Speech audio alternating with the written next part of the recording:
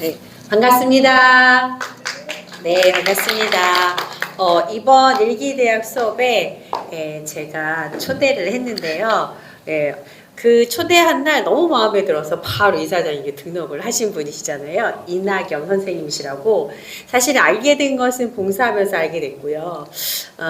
봉사라는 것은 사실 본인의 그 시간을 사실 쪼개서 그 시간을 내는 거라 인격은 더도 말할 수 없이 좋으신 분이십니다. 네. 네, 그리고 글 쓰는 거를 좋아하신다고 해서 이분을 우리 일기대학에 모시면 너무 좋겠다라는 생각을 가지고 초대를 했습니다. 예, 그렇게 이 정도로 하면 되지 않을까 싶네요. 그리고 숲해설가이세요. 그래서 언제 한번 우리 야외로 나들이 가면 참 좋을 것 같은 생각이 듭니다. 네, 이상입니다. 네. 너무 소개를 잘 해주셔가지고요. 네. 다시 인사드리겠습니다. 저는 이나겸입니다.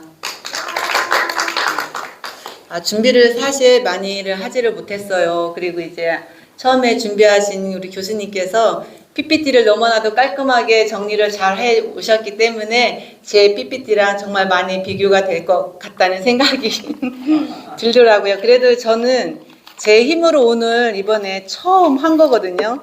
누구 도움 받지 않고 제가 했기 때문에 저도 열심히 했습니다. 그래서 일기대학에 다니는 사람들이 한 번쯤은 선생님 강의를 들으면서 일기대학에 다니는 사람들이 한 번쯤 일기라던가 일기 쓰기의 가치관에 대해서 이런 내용을 가지고 확립을 하면 좋겠다 그런 생각을 하면서 들었고요. 저는 오늘 관찰일기에 대해서 준비를 했는데요.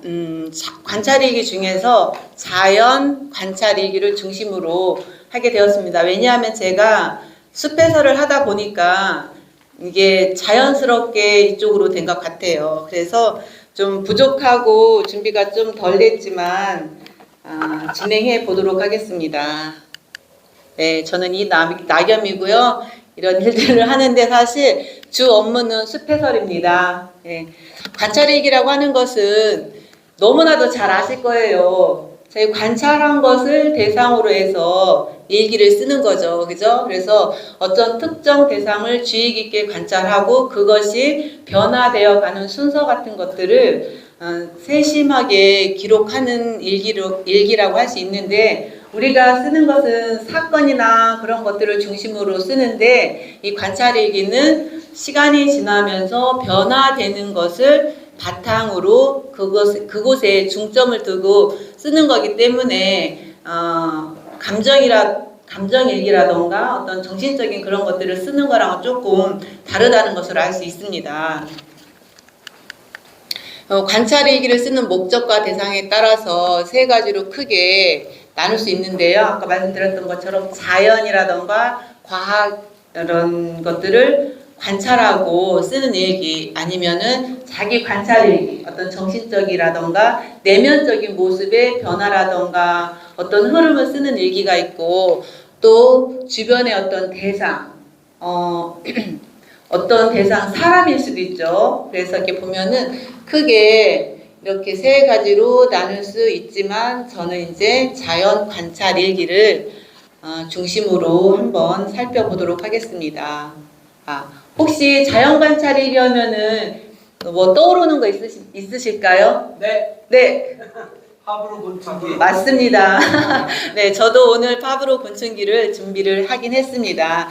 그래서 이제 관찰일기 작성법을 보면은 객관적인 사실 중심으로 관찰일기다 보니까 가장 중요한 것은 객관적이어야 된다는 거죠. 그래서 객관적으로 있는 사실 그대로의 모양이라던가 소리라던가 어떤 변화되는 것들을 상세하게 기록을 해야 된다는 것은 가장 기본적인 게 되겠죠. 그리고 어떤 대상이 이제 자연은 죽어 있는 것이 아니라 살아 있는 거잖아요. 살아 있는 생명은 어떤 자리에 어떤 시간이나 공간에 머물러 있는 것이 아니라 물론 식물이 움직이면 죽은 거죠. 동물은 살아있기 때문에 막 움직여야 살아있는 거고 식물이 움직이면 죽습니다. 그래서 이제 지속적인 기록인데요. 매일 한쪽씩 채우기보다는 그 대상이 변화가 포착될 때마다 순간순간을 기록하죠. 꽃이 어느 날 꽃대가 없었는데 꽃대가 올라왔다. 며칠 후에는 꽃 봉우리가 생겼고 또 얼마가 지나니까 꽃 봉우리가 개화가 됐고 며칠이 지나니까 이제 씨방울을 맺혔다. 이런 것들 그때그때 변화되는 것들을 기록해 주는 것이 정말 중요합니다. 이게 또 핵심이고요. 그런데 글로만 쓰는 것이 아니라 자연 관찰일기이기 때문에 아까 말씀드렸던 것처럼 변화되는 것들을 그림으로 더 그려서 놓는다면은 더 이해하기가 쉬울 것 같아요. 그래서 글뿐 아니라 사진이라던가 그림이라던가 녹음 다양한 수단을 가지고 관찰 일기를 쓸 수 있다는 것을 우리가 알 수 있습니다.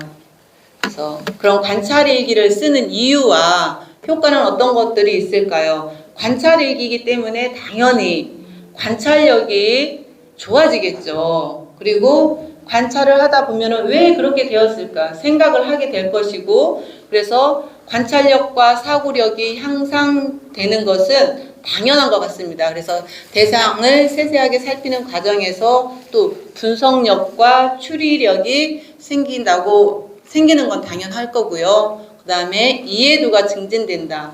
대상의 원리나 배경을 파악하게 되면 특히 자기 관찰 일기를 쓰다 보면은 자기가 어떤 사람인가, 나는 이러이런 사람이었던 것 같은데 일기를 쓰면서 조금 알았던 것을 자기 자신에 대해서 내면의 세계라던가 그런 것들을 깊이 있게 더 알아갈 수 있을 것 같아요. 그래서 자기 자신에 대한 이해뿐만 아니라 주변 사람이라던가 어떤 사람을 떠나서 물건이라던가 자연물에 대해서도 이해가 높아지겠습니다.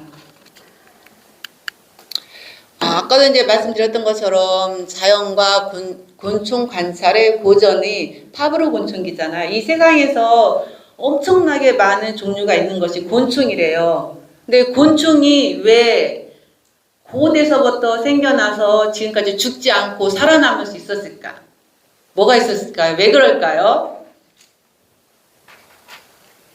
어렵게 생각하시면 안 돼요.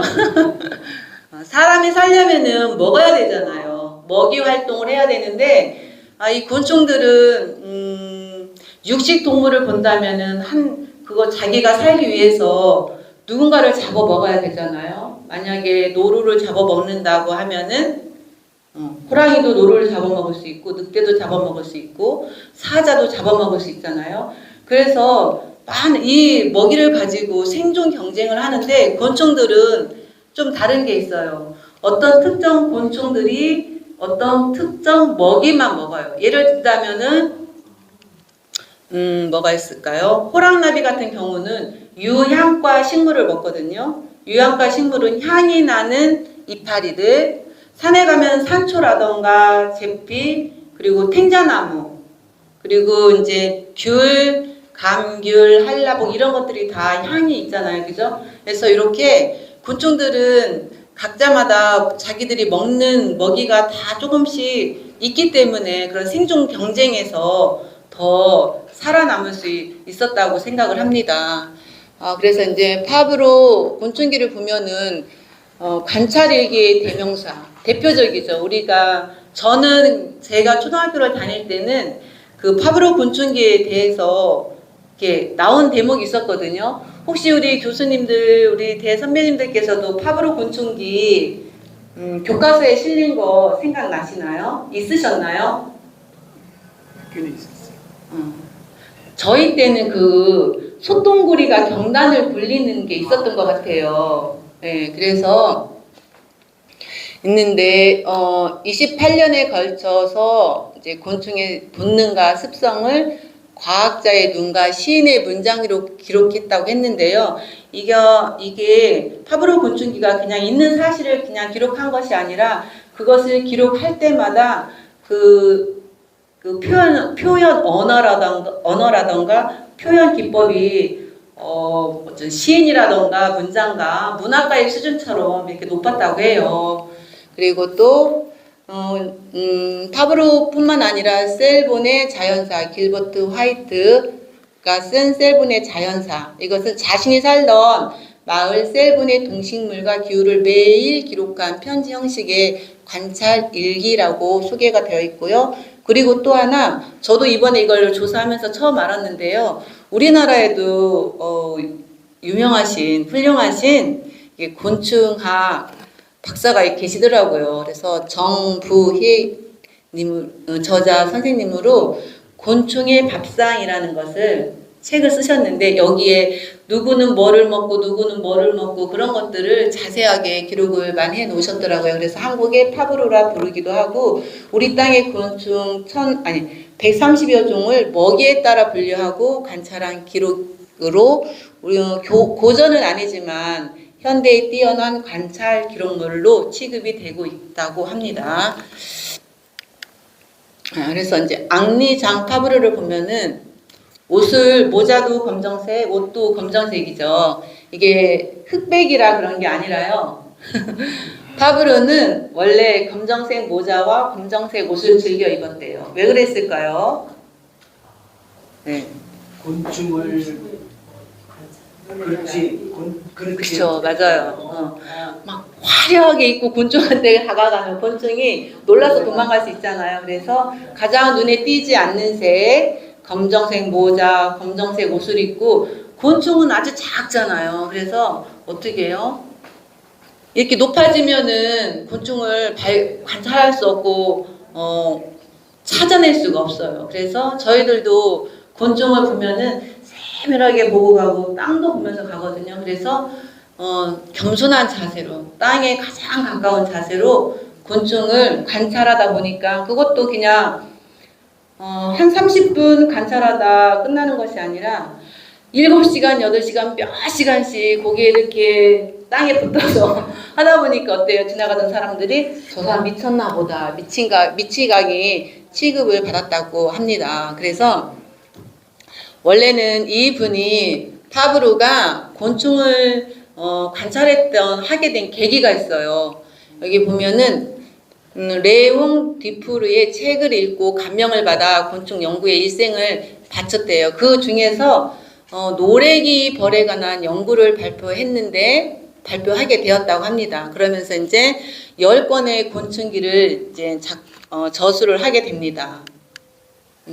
그럼 레옹 디프르는 누구인가 알아야 되겠죠. 오늘날 파브로가 있게 된 어떤 계기라던가 동기부여를 해주신 분이 레옹 디프르라고 생각을 하는데요. 저도 파브로에게 결정적인 영향을 준 곤충학자이고, 그 중에서 비단벌레를 사냥하는 사냥벌을 논문으로 쓴 게 있었나 봐요. 근데 그것을 파브로가 그거를 읽고 자극을 받아서 그때부터 곤충에 대해서 관찰하고 찾아다니고 연구를 하게 됐다고 합니다. 그래서 그 중에서 사냥벌이 먹잇감을 죽이지 않고 마취시켜서 신선하게 보관한다는 사실을 확인하기 위해서 자기가 직접 실험을 했는데요. 이 레옹 디프루는 사냥벌이 그 비단벌레를 죽여서 새끼들에게 갖다 준다고 이렇게 했는데, 이게 진짜일까? 이게 보니까 먹이를 갖다 줬는데 이게 움직이는 거예요. 죽었다고 생각했는데 죽지 않았구나. 그러면서 그것이 계기가 되어서 연구를 계속하게 됩니다. 그래서 사냥벌이 먹잇감을 죽이지 않고 마취시켜 신선하게 보관한다는 사실을 확인 위해서 직접 실험을 하게 되고, 디프루가 놓쳤던 그런 부분들을 자신만의 독창적인 실험 관찰법을 통해서 사실을 확인하게 되고, 자기 나름의 또 책을 저술해 가게 됩니다. 그런데 이제 이 레옹 디프루는 우리가 보면은 자기보다 잘난 사람이 있으면 어때요? 인간의 심리라는 게, 나보다 잘난 사람이 있으면은 저만 그런가요? 이렇게 시기하고 질투하는 그런 사람들도 있잖아요. 그런데 이 디프루라는 분은 파브로가 연구하는 그 초기에 잘 모르잖아요. 그런데 디프루는 선생이고 그때 당시 학자였기 때문에 그런 부분들을 연구했던 것들을 많이 물어보고 서신 교환하면서 도움을 많이 받았다고 합니다. 그런데 그럴 때 이 디프루는 파브르의 능력을 알아보고 격려하면서 더 깊은 학문의 길로 갈 수 있도록 그런 역할을 해주신 거죠. 그래서 이 디프루를 통해서 파브르가 그 곤충계로 입문하게 되는 그런 문과 같은 역할을 해준 분이 이 레옹 디프루라는 분이라고 생각을 합니다. 자, 이제 이거를 노래기벌, 아까 사냥벌 얘기했잖아요. 비단벌레를 사냥하는 사냥벌, 그 벌이 바로 노래기벌이에요. 그래서 보니까 여기 뭐래요? 노래기벌이 비단벌레를 죽여서 방부 처리를 한다, 이렇게 글이 써있던 거예요. 그런데 이게 보니까 노래기벌이 잡아온 비단벌레에 자극을 주면 더듬이를 움직이거나 똥을 누기도 하는군. 그러니까 이거 죽여서 가져온 게 아니구나, 그죠? 그러면서 이제 연구를 하게 된 계기가 되는 거예요. 노래기벌은 비단벌레를 죽이지 않고 마치 주사를 놓아 못 움직이게 하는 것이구나. 이제 깨닫게 됐죠. 알게 됐죠. 많은 실험을 통해서 싱싱한 비단벌레를 가지고 왔어. 신경을 마비시켜 움직이지는 못하지만 아직 살아있지. 라고 하면서 이제 애벌레에게 비단벌레를 갖다 주는 그런 네 컷으로 해서 이렇게 정리해 나온 게 있어서 제가 한번 사용해 봤습니다.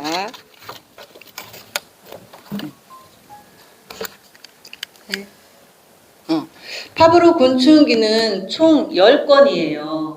10건인데, 그 권수마다 거기에 이제 집중적으로 관찰하고 연구했던 것들이 있더라고요. 그래서 1권에는 비단벌레 사냥꾼 노래기에 대해서, 그리고 그런 것들이 있고, 소똥구리 실험을 하느라 옆집에서 똥을 얻으려다가 오해를 받은 이야기, 그리고 그런 일들이 있고, 제가 조금 이렇게 해봤는데요.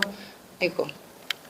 2권에서는 줄벌이 고치를 찍고 세상 밖으로 나가는 과정을 보려고 7년이나 넘게 헤매다가 결국 실험에 성공한 이야기. 엄청난 열정과 집념이 오늘날의 파브르를 있게 해 주신 거죠. 그래서 우리가 이런 것들을 보면서 단순히 곤충 관찰뿐만이 아니라 인생을 살아가는 어떤 파브르의 그런 면모들을 볼 수 있어서 참 좋을 것 같습니다. 그래서 3권을 보면 다른 곤충의 애벌레의 알을 낳아 기르는 거. 자, 이거는 제가 직접 확인을 한 부분인데요. 저희가 숲에서를 하다 보면은 정말 저희도 올챙이도 잡아야 될 때도 있고 애벌레도 잡아야 될 때도 있어요. 근데 3년 전인가 제가 호랑나비 애벌레를 잡아가지고 집에다가 그 제피나무를 갖다 이렇게 주면 그걸 잘 먹어요. 그러면서 잘 자라더라고요. 그런데 이제 제가 저희 아들이 군대가 있기 때문에 군대 면회를 가기 전날에 신선한 제피나무를 산초나무를 꽂아다 놓고 이제 갔다가 왔는데 이 애벌레가 없어진 거예요. 그래서 아니 얘가 도대체 이게 주방이 좀 높았는데 도대체 얘가 어디로 갔나? 정말 여기저기 다 찾아봐도 없는 거예요. 그래서 도대체 어디로 갔을까? 근데 이 애벌레들이 번데기가 돼서 고치를 틀 때는 잘 보이지 않는 곳으로 가거든요. 근데 얘가 저희 그 주방에서 나와서 안방이 있고 웃방이 있는데 웃방에 그 옷장이 있었어요. 어느 날 집에서 얘 없어졌나 보다 이렇게 생각하고 그냥 포기하고 있었는데 어느 날 이 나비가 이게 막 나오는 거예요. 그래서 얘가 저기 고치를 틀으러 갔구나. 그런데 진짜 가슴 아픈 게 뭐냐면은 나비가 고치에서 나오면은 날개를 쫙 펴야 되잖아요. 쫙 펴고 이걸 말려야 돼요, 수분을. 그런데 이게 이렇게 낮다 보니까 이게 저희 가구인데 가구 밑에 이렇게 달라붙어 있었나 봐요. 낮다 보니까 이 날개를 펼 수 있는 공간이 없었던 거예요. 그래가지고 이 나비가 날개가 접힌 채로 이렇게 방 안으로 기어 나왔거든요. 너무 가슴이 아팠어요, 제가. 그래서 얘를 어떻게 해야 될까 하다가 그냥 남선 공원에다가 네 운명대로 살아라 하고 그냥 주고 온 적이 있었거든요. 요거는 그런데 이제 제가 말씀드리고 싶은 거는 곤충의 애벌레 알을 낳아 기르는 벌레가 있잖아요. 기생 종류들. 근데 한 번은 이렇게 해서 제가 실수를 했어요. 이제 그렇게 해서 온전한 나비로 나오지를 못했죠. 그래서 다시 한번 이번엔 예쁜 나비를 한번 보자 해서 또 애벌레를 데려다가 키웠는데 아니 이 정도 되면은 나비가 나와야 되는데 나오지가 않는 거예요. 그래서 왜 안 나오지? 그러고 있는데 어느 날 봤더니 거기에 애벌레 번데기 모양의 꺼멓게 점이 뚫려 있는 거예요. 아니 구멍이 나 있는 거예요. 거기에 애벌레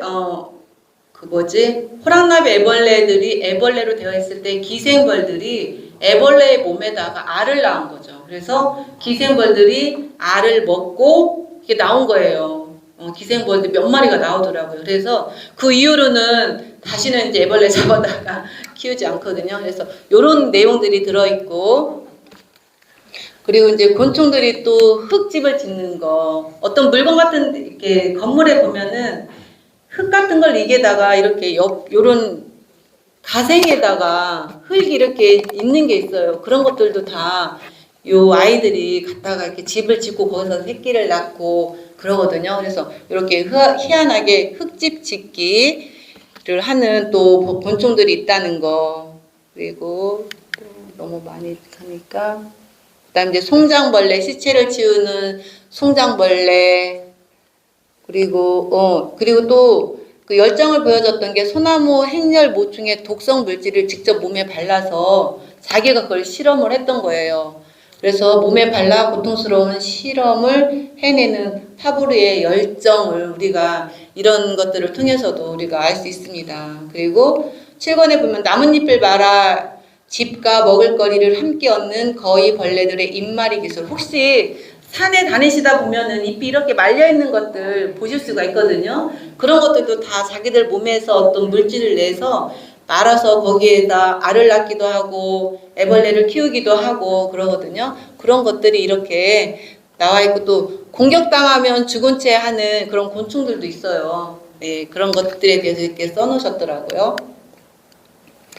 이제 9권에는 파브르는 80대 고령에도 관찰 일지를 꼼꼼히 기록해가며 실패를 두려워하지 않고 연구 대상을 파헤쳤고 10권의 마지막이 된 이 책에서 파브르는 죽음을 예감한 듯 삶과 평화를 깊이 고찰했다. 그런 내용이 실려져 있습니다. 그래서 각 10권에 중점적으로 실려 있었던 내용들을 제가 조금씩 말씀드렸고요. 파브르의 그 의대함을 보면은 40이 넘어서 이제 늦깎이죠. 그죠? 늦게 이런 곤충을 관찰하게 되었는데 그의 나이가 일본을 편했을 때가 56세래요. 그래서 늦었다고 할 때가 가장 빠르다는 말이 있잖아요. 그죠? 그래서 무언가 시작할 때 늦은 나이라는 것은 결코 없다라는 것을 우리가 이제 파브르를 통해서 알 수 있고, 파브르 같은 경우는 살아있는 생명을 죽여서 연구하지 말라. 그때 당시 사람들은 곤충들을 잡아다가 다 표본을 만들어서 연구를 했잖아요. 그러니까 표본실을 이 파브르는 곤충들의 공동묘지라고 생각을 한 거죠. 그런데 이 파브르는 그렇게 하지 않고 편안하게 곤충을 관찰한 것이 아니라 떼약볕에서 비 맞으면서 손가락질 당하면서 현장에 가서 살아 움직이는 곤충들을 발견하고 그것도 지식으로 또 남겼잖아요. 그래서 책상머리 지식이 아니라 현장에서 자기가 발로 뛰고 온몸을 바쳐서 했기 때문에 이 파브르 곤충기가 오늘날 세계의 수많은 사람들을 마음을 울리는 그런 책이 되지 않았나 그런 생각을 해보게 됩니다. 그리고 지독한 가난을 견디게 한 관심의 힘. 파브르는 경제적으로 어려웠다고 해요. 그런데 파브르는 나는 부유하지 않았지만 세상에 그 누구보다 풍요로운 마음으로 곤충들의 세상을 구경했다. 그에게 곤충은 연구 대상이 아니라 고단한 삶을 버티게 해준 경이로운 친구들이었다라고 고백을 했다고 합니다. 이 말이 가슴에 정말 와닿는 것 같아요. 그래서 외부 조건이 아무리 척박해도 내가 진심을 가지고 뭔가에 몰두할 수 있는 그런 대상 하나만 찾는다면은 우리의 인생은 결코 헛된 인생이 아니라 가치 있는 인생이 되지 않을까 그런 생각을 하게 또 됩니다. 그리고 이제 우리나라 정부의 곤충의 밥상의 저자. 그래서 이분도 참 재미있게 써 놓으셨더라고요. 그 중에서 이런 책이고요. 쉬운 언어로 전문성 있게 누구나 읽으면은 알 수 있게 이렇게 써 놓았고, 특히 이제 어떤 곤충들에 따라서 먹는 먹이에 대해서 잘 정리해 놨다고 합니다. 그 중에서 하나를 제가 소개해 보면은요, 도토리 거위 벌레라는 것이 있어요. 혹시 이제 도토리 열매가 상술이나 도토리 굴참나무 열매들이 익을 때 풋 열매로 익을 때 가다 보면 바람도 불지 않았는데 그 도토리가 달린 것들이 많이 떨어져 있을 때가 있어요. 그래서 저도 이제 보이실 거예요. 상수리나무, 불참나무 그런 데 가서 보시면은 요런 거 요렇게 해서 많이 떨어져 있거든요. 그런데 그거를 누가 떨어뜨렸을까요? 도토리 거위 벌레. 맞아요. 도토리 거위 벌레 이렇게 정말 작거든요. 저도 작년에 이제 아이들 하기 위해서 해봤는데 정말 제 손톱에 반만 해요. 그런데 이 도토리 거위 벌레가 여기 이렇게 뾰족 나온 부분 있죠. 네. 거기에다 그걸로 나무 가지를 몇 시간씩 해서 잘라서 떨어뜨린 거예요. 저는 사실 너무 믿어지지가 않아서 제가 동영상을 한번 봤거든요. 근데 정말 저렇게 작은 도토리 거위벌레가 저 뾰족한 저거를 가지고 계속해서 하니까 이게 떨어지더라고요. 그래서 정말 깜짝 놀랐는데 근데 이게 정말 톱으로 자른 것 같아요. 톱으로 자른 것처럼 정교하게 잘라졌는데 이거를 왜 이렇게 할까? 왜 이렇게 할까요? 도토리 거위벌레가 저기 도토리가 저렇게 통통하게 도토리가 익을 때쯤이면 저렇게 하거든요. 속과되는 거죠. 열매를 솎아내는 걸까요? 여기 보시면은 나무에 매달린 도토리에다가 알을 낳아요. 도토리 거위벌레가 저 도토리에 구멍을 뚫고 거기에다가 이제 알을 낳는데 알에서 깨어난 애벌레가 이제 거기서 알에서 깨어나면은 애벌레는 땅으로 들어가야 되거든요. 그러면 거기에다가 놓으면은 이 애벌레가 깨어나서 밑으로 또 땅속으로 오려면 힘들겠죠. 그리고 또 오다 보면은 새는 눈이 밝잖아요. 새한테 잡혀 먹힐 수도 있죠. 그래서 애벌레가 바람에 날려서 땅에 떨어져 죽을 수 있고 자라서 나무 줄기를 타고 땅으로 내려오면 시간이 오래 걸리고 새들에게 띄어 먹이가 될 수 있기 때문에 이 도토리 거위벌레는 몇 시간이고 거기에다가 알을 낳아서 이제 땅으로 최대한 가까이 떨어뜨리는 거예요. 그런데 주로 도토리 참나무에는 6가지가 있어요. 참나무 육형제라고 해서. 그런데 잎이 넓은 게 떡갈나무와 여기 이제 신갈나무 있는데 그 도토리를 이게 갈궈서 잎이 도토리 저런 것이 이렇게 떨어질 때 우리 낙하산 원리 있잖아요. 툭 떨어지지 않고 돌면서 빙글빙글 돌면서 부드럽게 안착할 수 있도록. 만약에 알을 낳는데 툭 떨어져서 알이 빠져나가면 어떡해요. 그래가지고 도토리 거위벌레는 자기 자식을 위해서 저렇게 조그만 그 톱니를 몇 시간씩 해서 이렇게 죽지 않고 최대한 안전하게 살리기 위해서 이런 방법을 쓴다는 거죠. 저희가 이렇게 자연을 보면서 많은 것들을 배우게 되더라고요. 그래서 도토리, 거위벌레, 모성에 대해서 우리가 다시 한번 생각해 볼 수 있는 그런 시간이 되어서 참 좋았던 것 같아요. 그래서 다음에는 이거는 제가 쓴 일기예요. 요즘에 보니까 보라색 꽃, 어떤 꽃이 생각나요? 땅바닥에 붙어있는 네, 제비꽃. 제비꽃이 정말 너무 많이 보이잖아요. 그래서 근데 제비꽃 종류가 몇 개나 될까요? 몇 종류나 될까요? 여기까지. 10가지요? 너무 작아요. 제비꽃 종류가 63가지래요. 근데 저희가 볼 때는 그냥 뭐 흰색 제비꽃, 보라색 제비꽃 그게 다잖아요. 그런데도 63가지라는 게 너무 놀랍기도 하고 그러면 제비꽃들이 어떤 차이가 있을까 제가 좀 궁금해서 이번에 이제 일기쓰기 대학도 들어왔겠다. 일기도 이거 내가 관찰일기 할 건데 이거를 내가 일기로 한번 관찰해서 일기를 써보면 좋겠다는 생각이 들어서 제가 이제 일기를 쓴 거예요. 잠시만요. 저기 가져와야 하는데.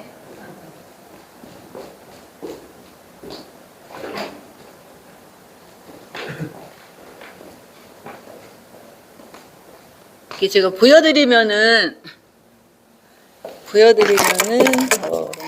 좋을 것 같아서 좀 준비를 해왔거든요.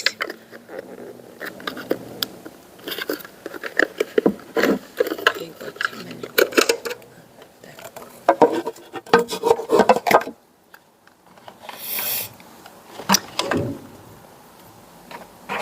이 꽃은 남산 제비꽃이에요.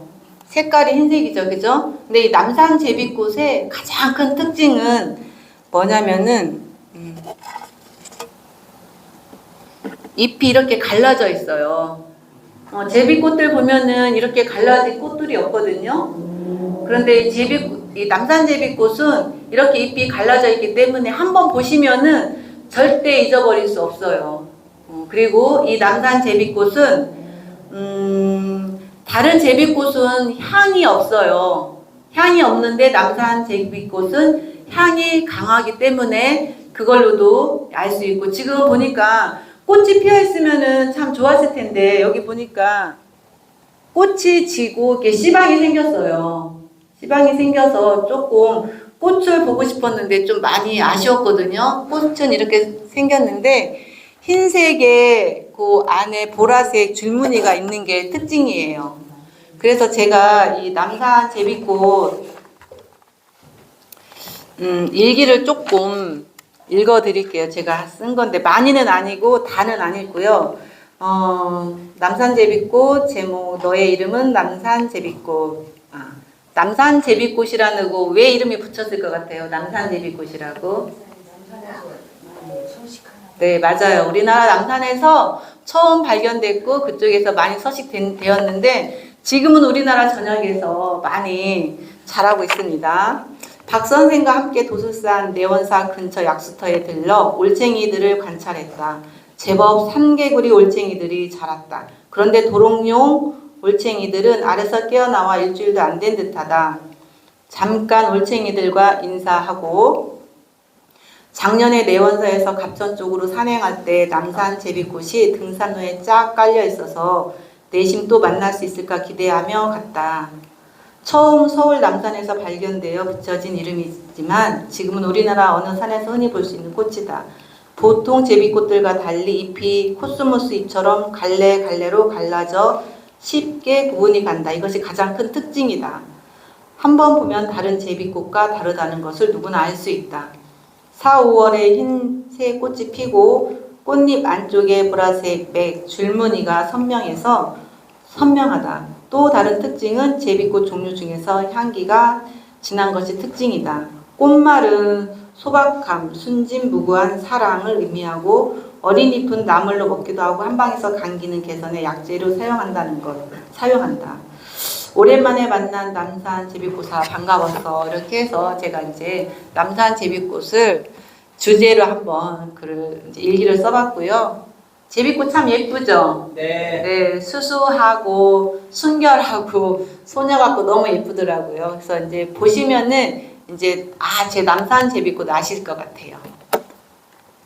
이제 그리고 근데 우리 모두가 가장 흔하게 볼 수 있는 곳이 있는 꽃이 제비꽃 중에서 호제비꽃과 서울 제비꽃이에요.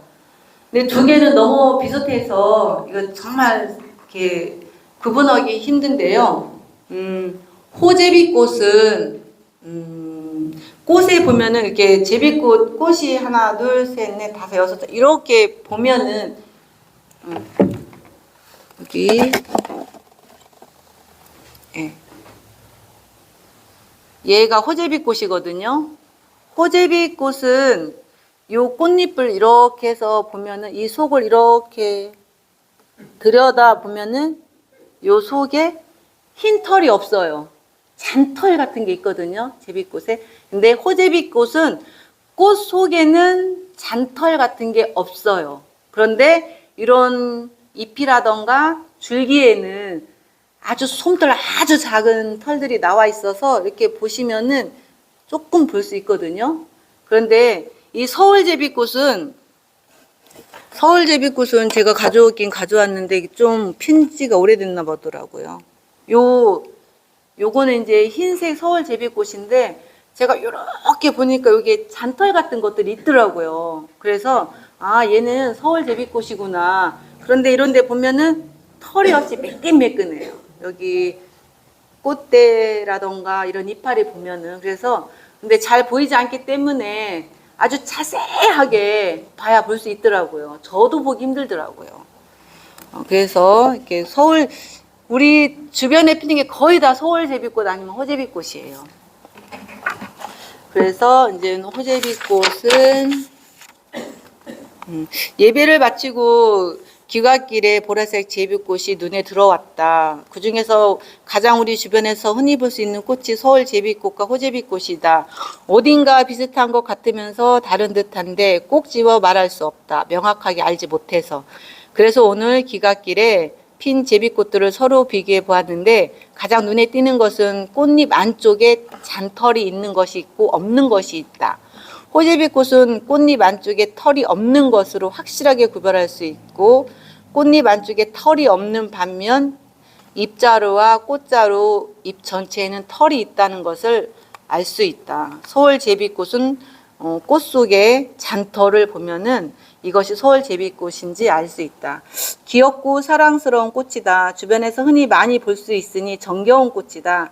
꽃말은 뭘까? 둘 다 같네. 성실, 겸손, 나를 생각해 주세요. 이런 꽃말을 가지고 있습니다. 그래서 다음에 이거는 둥근털 제비꽃과 둥근잎 제비꽃이에요. 얘네들은 거의 산에서 좀 많이 자라요. 그래서 이렇게 보시는 쪽에서 왼쪽에 있는 게 둥근털 제비꽃, 둥근털 제비꽃인데 제가 이제 가져와 봤는데요. 이거 오늘 아침에 막 가가지고서 캐왔어요. 근데 얘는 지금 꽃이 없더라고요. 너무 잃는 것 같아요. 그래서 이렇게 보시면 이렇게 만지면은 폭신폭신한 것 같은 게 느껴져요. 그리고 좀 약간 초록색이보다는 약간 좀 흐여스름하죠. 그죠? 이게 잔털이 있기 때문에 그렇거든요. 근데 이렇게 보니까 여기에 지금 꽃 피려고 꽃대가 올라오고 있더라고요. 네, 꽃대가 올라오고 있어서 얘는 이제 가서 이제 살려줘야 돼요. 이렇게 여기 보시면 진짜 털이 있어요. 네, 털이 있어요. 꽃대는 그런 거죠. 네, 맞아요. 개각이고, 이게 보면은 솜털 같은 것들이 잎에도 있고 줄기에도 있어서 이 친구, 그리고 잎도 둥글잖아요. 둥근 털 제비꽃. 그래서 요거를 제가 좀 이제 거의 다 왔습니다. 식장산에서 본 둥근 털 제비꽃. 어린이 숲 수업이 있는 날이라 아침부터 서둘렀다. 식장산까지 여유 있게 9시까지 가려면은 일찍 서둘러야 한다. 식장산에는 등산로 데크 옆에 둥근 털 제비꽃과 둥근 제비털이 작년에 귀엽게 피어 있었다. 그리고 두 제비꽃은 주로 산에서 자라는데 사람들이 자주 다니는 그 길가에 이렇게 있어요. 남산 제비꽃도 그렇고 둥근털 제비털도 그렇고 또 보면은 뭐 외제비꽃 같은 것도 있는데 그래서 숲 가장자리에서 발견된다. 그러나 등산에만 정신을 두고 앞만 보면서 간다면 아마 볼 수 없는 꽃이다. 천천히 등산로 주변도 살펴보면서 여유로운 마음을 갖는다면 누구나 귀엽고 앙증맞은 꽃을 만날 수 있다. 이 봄이 다 가기 전에 꽃이 지기 전에 꼭 한번 만나고 싶은 둥근 털 제비꽃이다. 이렇게 제가 이렇게 해놨는데 요 아래 거는 둥근잎 제비꽃. 쟤는 이제 털이 없어요. 그런 것들이 조금 잎은 같이 둥글지만 털이 있느냐 없느냐에 따라서 조금씩 다릅니다. 발표를 마치면서 아까도 말씀드렸던 것처럼 제가 처음 작성한 PPT이기 때문에 조금 어설프기도 한데요. 그래도 걱정 많이 했는데 첫 자료로 저는 나름대로 만족하고 이제 이런 작업을 또 하게 되면은 그때는 좀 더 발전된 모습의 PPT를 우리 교수님처럼 간결하면서도 눈에 팍 들어오는 PPT를 만들 수 있도록 하고요. 이제 아까 말씀드렸던 거 집안일, 직장일 여러 가지가 한꺼번에 겹치는 바람에 솔직히 준비를 많이 하지 못했습니다. 그리고 또 즐거웠던 것은 우리 주변에 흔히 있는 제비꽃을 제가 이렇게 쓰고 또 같이 이거 그냥 발표만 하는 게 아니라 흔히 주변에 있으니까 요거 가지고 가서 보여드리면 더 좋겠다 라는 생각이 들어서 헐레벌떡 도서관에 가서 데리고 온 거고요. 그래서 다음 기회가 있으면 좀 더 준비해서 알찬 강의가 되도록 하겠습니다. 감사합니다.